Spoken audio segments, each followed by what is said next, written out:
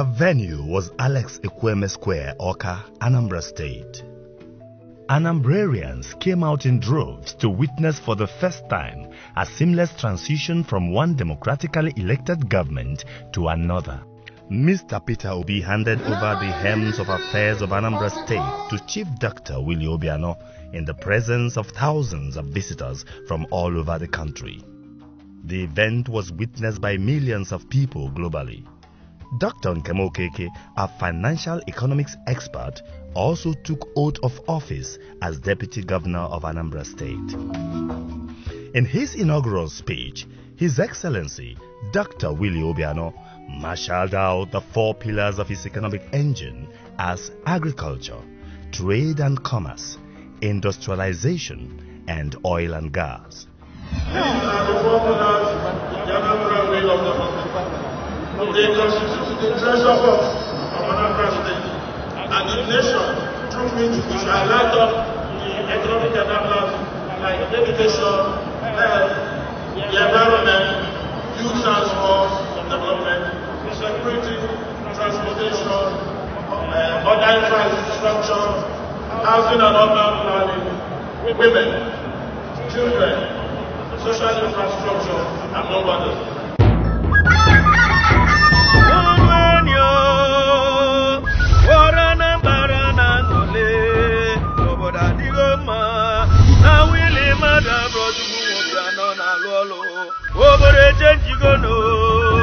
Obodo Anambra wesirike na banike wanaba na wele wakole ezigbo ọchịchị na-ewetele na Anambra magara bọkodike na lụọ ndị onye ọbụla na-atawa ndị Anambra bi n'ofesi onye ọbụla na-atalụ ụlọ ka anyị nye aka wee dozie Anambra ka Anambra wee dị mma Anambra adịgo mma onye ọbụla nyezi aka ka obodo anyị wee dị mma wee dịrị gaba n'iru ka anyị ga na-aga ịna na-azụ adịrịa Willie na-alụ ọlụ.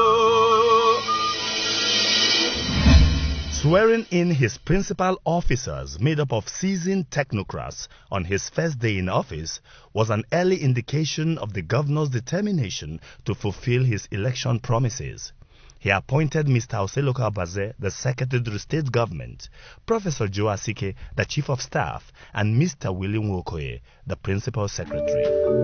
Shortly after, he inaugurated the commissioners and various committees to oversee key sectors of the state's administration.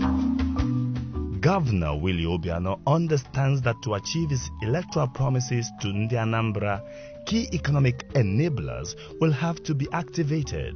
These include adequate security, motorable access roads and bridges connecting rural areas, a clean environment, modern health care, qualitative education, youth employment, women and child protection.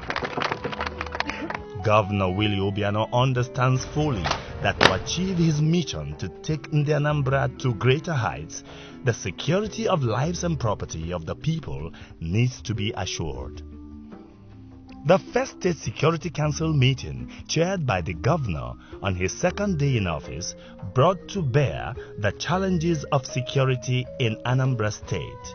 Here, the governor presented his vision and commitment towards a safe Anambra. We have said and said severally that there's no room for any criminal in Anambra. We are going to go after everybody and we are going to arrest, detain, prosecute, convict where the court does allow, all the criminals that are there.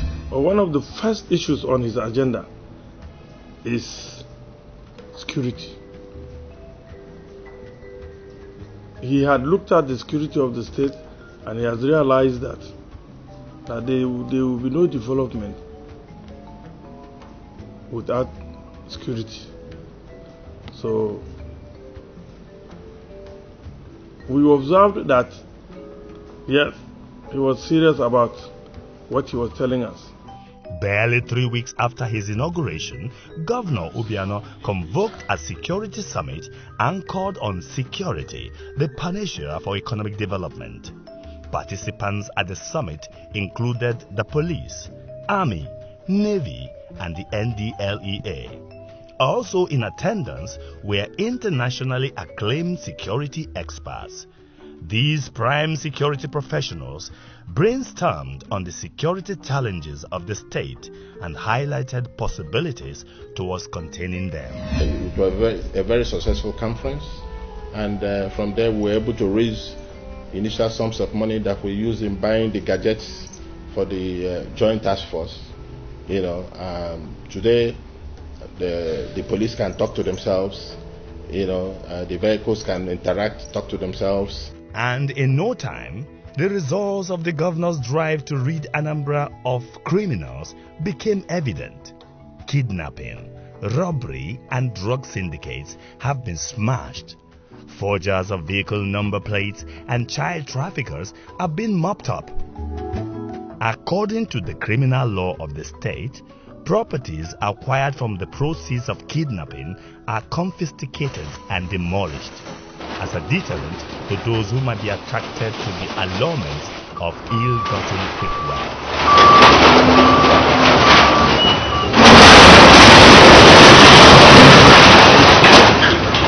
Within his first 30 days in office, he was able to accomplish what other people could not do in the last 10 years. Fighting these criminals, destroying properties belonging to them, and forcing some of them to leave Anambra State. At least we are having more than 90% peace. People who are abroad now, they come back without fear. Lagos, Abuja, they are all back. With his sense of security, we now feel we are safe in the state to go about our business. Understanding the need to improve the agric sector in the state, Governor Obiano, 4 days after assuming office, set up a 14-member committee on agriculture. While flagging off the 2014 farming season in the state, the governor rolled out the policy of his government that will enhance farming activities and increase the productivity of farmers in the state. The Obiano government is concluding plans to make available hundreds of tractors and other mechanized farm tools to state-registered cooperative farmers. The state government also targets being West Africa's largest producer of fingerlings. It has concluded plans to commence training of youths in fish farming and animal husbandry. This program, which will cover all the local government areas, will be run through vocational institutes to be located in each of the senatorial zones. I'm sure that our choice of agriculture as a major pillar of my administration was the right choice. The importance of agriculture is not just limited to its historical value, nor is it limited to its usefulness in providing us the food we eat. All over the world, agriculture is also known as the largest employer of labor. In full appreciation of the immense potentials of agriculture, a few days after my administration came into place, I inaugurated a special committee on agriculture and charged it to draw up a blueprint for revolutionizing agriculture in Anambra State. In order to give a clear direction to its deliberation, I outlined my vision for agriculture to the committee in the following terms. That Anambra State should be among the top 3 states in agricultural production in Nigeria. That Anambra should become number 1 in the production of rice, cassava, and fish in the first 4 years of my administration. Encouraged by Governor Obiano's policies in agriculture, Coscharis is collaborating with the state government to establish a 3,000-hectare rice farm in Anako, Ayamelum local government area of Anambra State. It is a project designed to revolutionize agriculture and agri-business in Anambra State. It is designed to be a state-of-art technological-driven agriculture. This ANAP project is planned to provide 500 direct and 2,000 indirect jobs upon fully completion. This project dovetails directly to the agricultural strategy of the current administration in Anambra State. It also fitted perfectly into the agricultural transformation agenda of the federal government. Both administrations are clearly armed with the knowledge that no nation can be truly emancipated if its people are hungry or unfed. We have two segments in our agricultural approach. One is to aid the local farmers, teach them practices that will improve their yield yearly through mechanization, fertilizer usages, and what have you. The second segment is the one that I'm doing here today, which is the commercial agricultural guide. The Governor, Chief Willie Obiano, has conceived a very good project. He's attracting youth back to the farm to replace the aged farmers. And I bet you this thing is going to be a success. Another major enabler for the successful development of agriculture in the state is motorable roads and bridges connecting the rural areas where the majority of farms are located.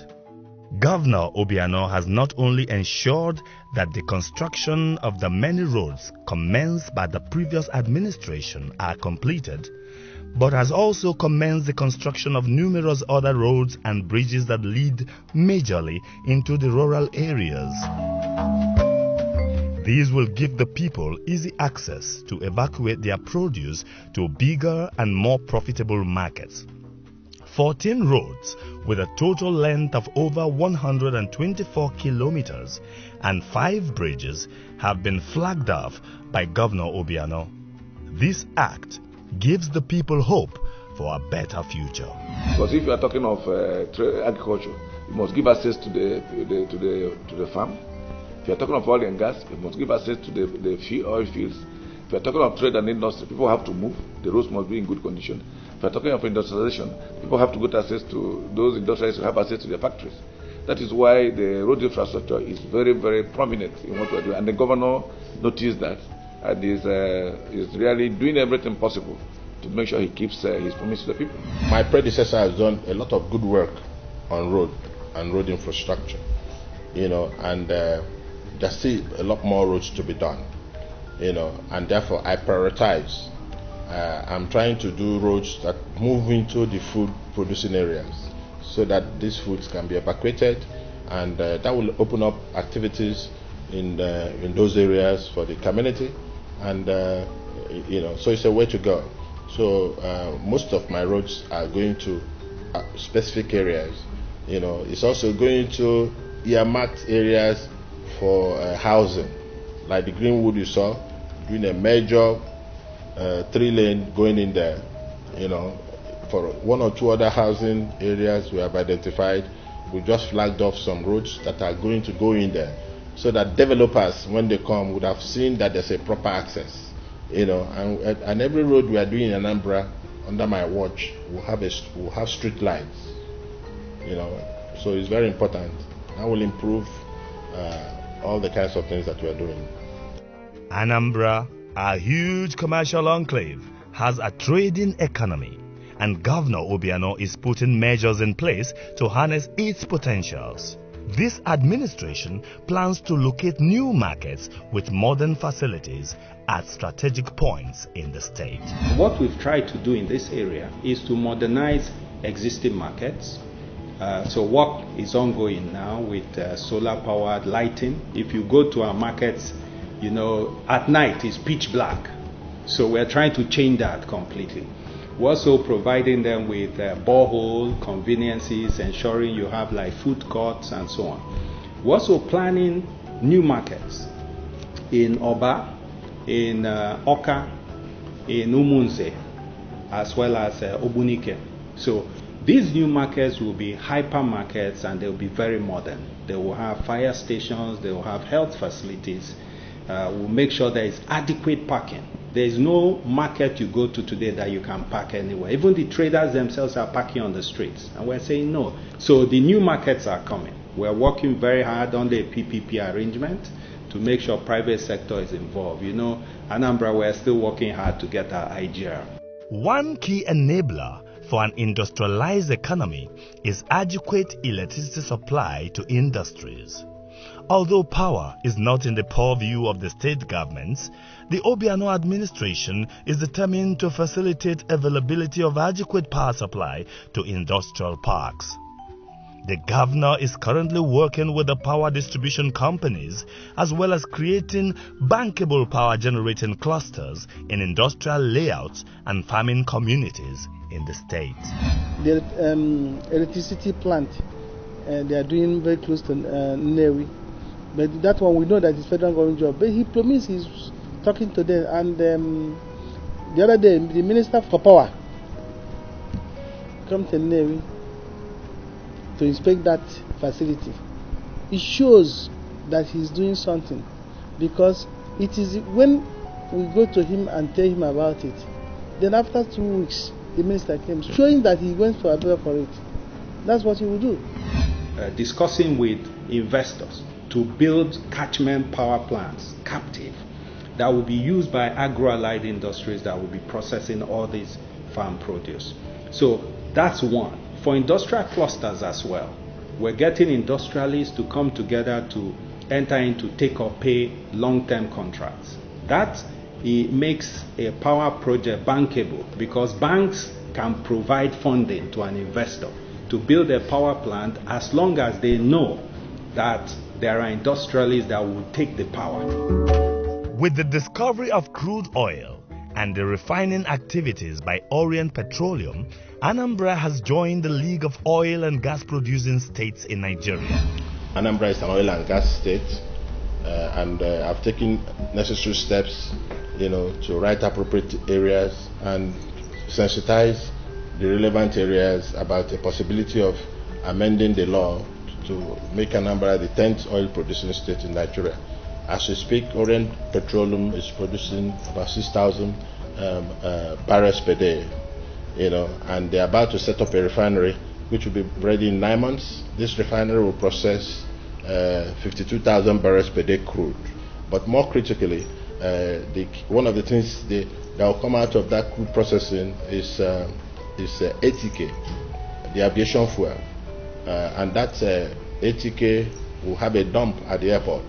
So this will, when the airport is fully done, all international flights that currently take their fueling in Ghana will be coming to Mweri to be fueling, and this is a big project for my people.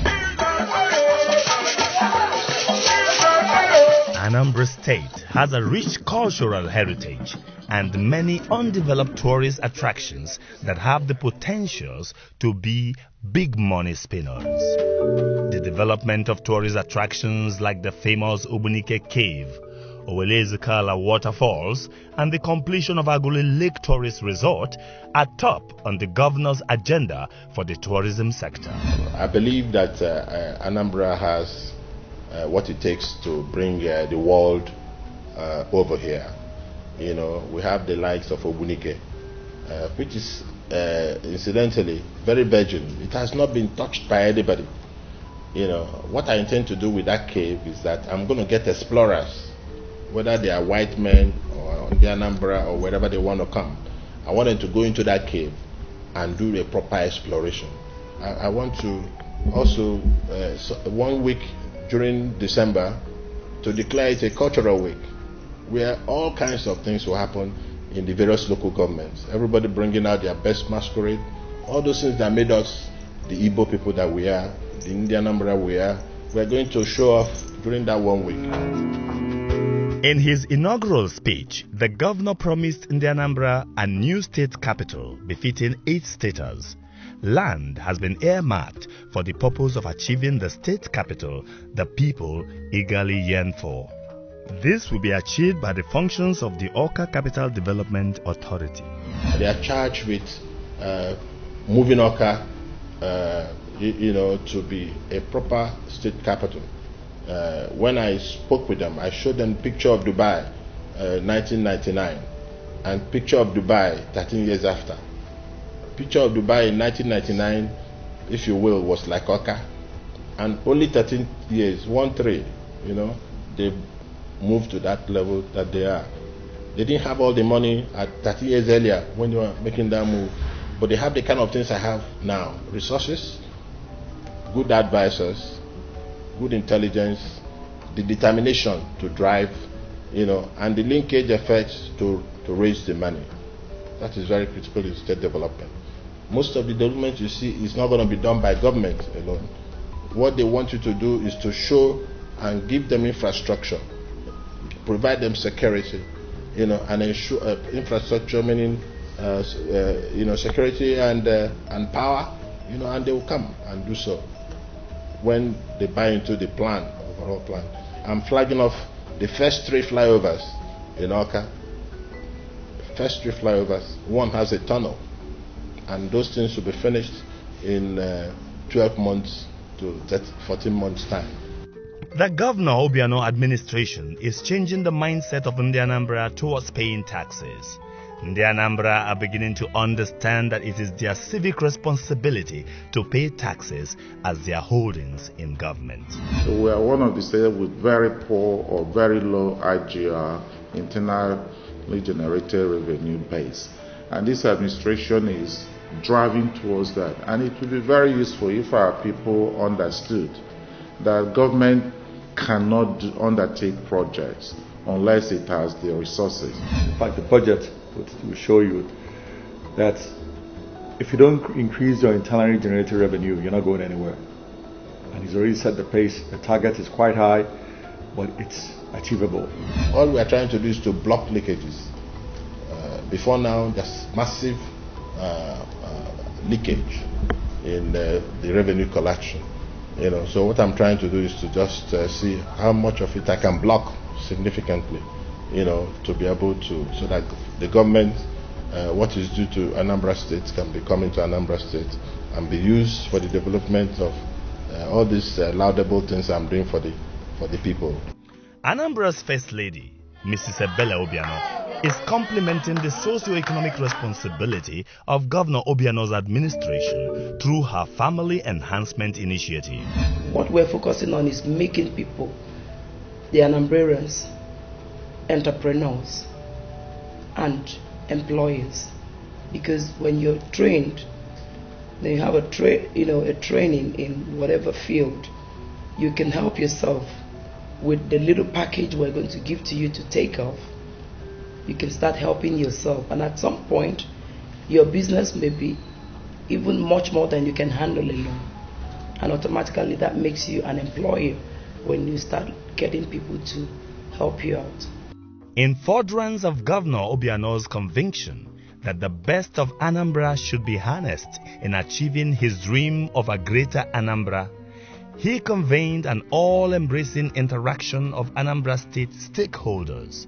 The forum afforded the governor the opportunity of a sincere and quality discourse with a wide spectrum of Anambrarians who have excelled in their various endeavors. It's a very welcome development. The governor is seeking the collaboration of all the major stakeholders in Anambra State. He's seeking to pioneer essentially a renaissance movement to make Anambrarians think home, to engage the support of the captains of industry, to engage the support of core administrators outside the state and those within the state, those generating employment for the citizens of the state outside the state and within the state, to come together in a collaborative fashion to assist him in moving the state forward. Having called people to brainstorm and to marshal out points, some principles to take care of security, take care of agriculture, take care of economic development, and also to make sure that the environment is well kept. So I feel the sincerity in him in involving people makes me feel that he has something to accomplish in the state. But all in all, he's hitting the key areas to make a quick impact as part of the broader approach that he needs to make and that he promises to make. He acknowledges that Anambra should be an investment destination from all over the world. So I've seen the support he has given to education, the support he has given to agriculture, and he's also firm resolved to partner with the church. We've seen the signs, and it is going to do him a lot good. He has all the passions, all the interests, all the willingness to promote the industries. And if we go by what he told us, I'm sure Anambra State is going to be the industrial giant he has been in Nigeria. He came in and started by meeting with honorable members, having a series of meetings, discussing with them one-on-one. He's not just an executive governor, but he's a friend to the house. If you allow me to say, I'll call him the 31st member of the house, because he parleys with everybody. In just 100 days, the vision and mission of the Obiano administration is manifest. His Excellency, the Governor of our state, Chief WILLIE Obiano, came on board and set the pace for everybody. We all had to sit up. He's basically had a vision, he has a mission, and he's already set up the strategy to achieving that. Our job, including mine, is to make sure that that vision is fulfilled. The vision of Anambra, is to be the first choice investment destination, and a place for economic activity, that will thrive and, get our people to be much wealthier than they are currently. The mission is to make Anambra a socially stable, business-friendly environment, so that in Anambra and all the foreigners who are doing business here will find home in creating wealth for themselves and for the Anambra that they are residents within, to be able to do and flourish.